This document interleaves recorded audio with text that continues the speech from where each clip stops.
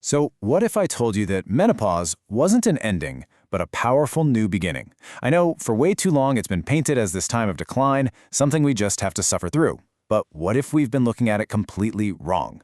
Today, we're going to flip that script. We're going to look at this transition as a second spring, a time of renewal that you can actually embrace with the right knowledge. So, let's dive in. This quote from Dr. Michelle Woolhouse just nails it, right? It immediately shifts the whole conversation from "this is a medical problem" to "this is a powerful, natural transformation." It's not something broken that needs fixing. It's a phase of life to be honored. And that mindset shift, well, it's everything. It's the foundation for all the good stuff to come. And this right here, this is why so many of us feel completely unprepared. Just look at that. Over 90% of women were never taught about this in school.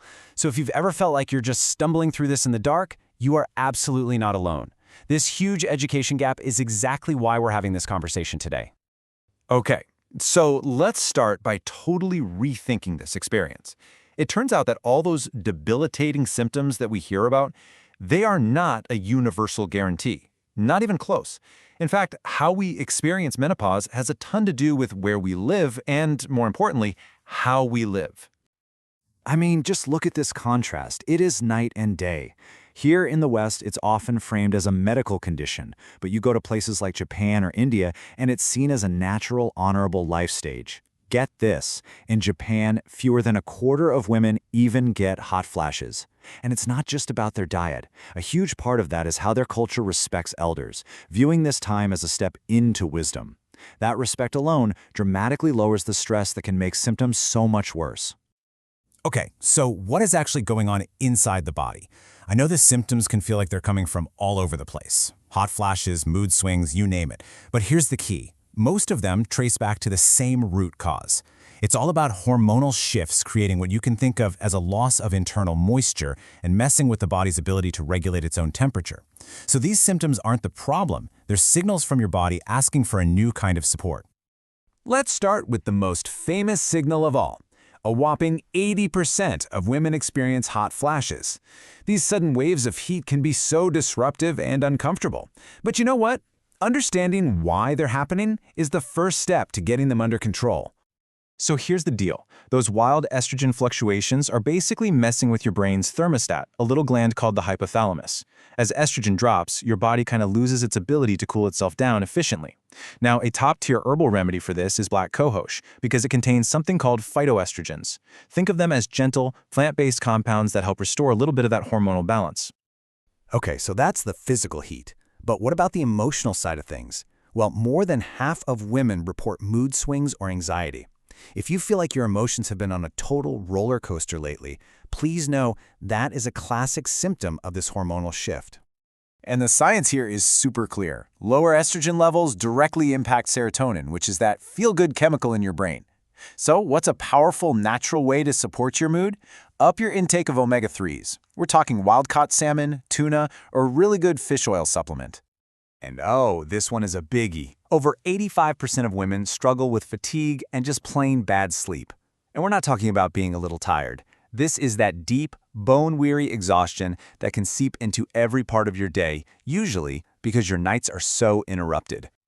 The main culprit here is progesterone. When this naturally calming, sleep-promoting hormone takes a nosedive, so does your ability to get that deep, restorative sleep. One of the simplest, most effective things you can do? Take some magnesium before bed, specifically magnesium glycinate or threonate. They're amazing for calming the nervous system. All right, so we've talked a lot about the why. Now let's get to the good stuff, the how. This whole section is about the practical, natural tools you can start using right now to support your body and take back control of your health. This is your toolkit. Now, I want you to really get this analogy because it's a game changer. Traditional hormone replacement therapy, or HRT, gives you hormones from the outside. That can actually signal your body to stop making its own. It effectively turns off your internal tap. The natural approach we're talking about, it does the exact opposite. The goal is to nourish your body so it can turn its own internal tap back on. So how do we get that tap flowing again? Meet your new best friends, the Fab 5 herbs. Black cohosh and red clover are fantastic for supporting estrogen. Wild yam helps boost your natural progesterone. Shatavari is an amazing adaptogen, a smart herb that helps your body handle stress. And dong quai, sometimes called female ginseng, is just incredible for fighting fatigue and boosting your energy. And beyond those herbs, think of these 4 supplements as your foundational crew. We've already talked about magnesium for sleep and omega-3s for mood. Then you've got vitamin D, which, when you pair it with K2, is absolutely crucial for your bone health. And finally, probiotics to support your gut, which, by the way, is where about 95% of your serotonin is made. Okay, let's talk food. The right diet for this phase of life is not about restriction or misery. It's about being strategic. The whole philosophy is simple. We want to eat foods that counteract that internal heat and dryness we talked about. We're aiming to cool, moisten, and deeply nourish our bodies.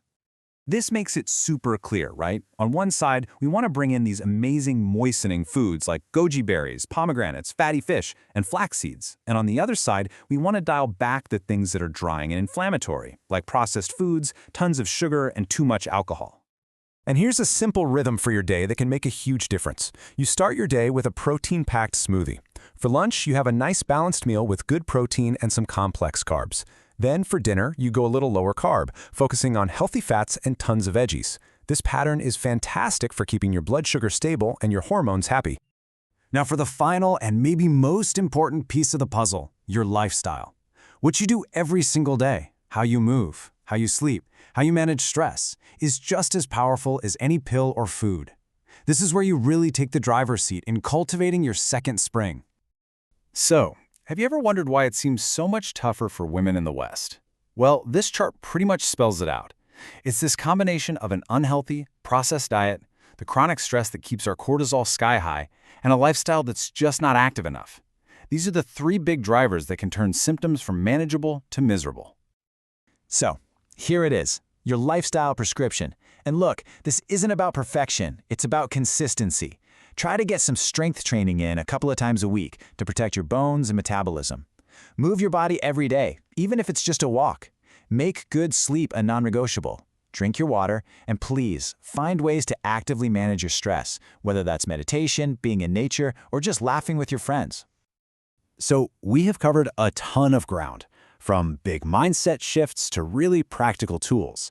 But here's the most important takeaway. You have so much power to influence how you experience this transition. This is not about just gritting your teeth and getting through it. It's about using this time as a launchpad to build a healthier, more vibrant, more empowered you. Let's end with a really powerful idea, a provocative question. We've talked about managing symptoms and feeling better, which is great. But what if we could take it even further? What if this transition was actually an opportunity to turn back the clock?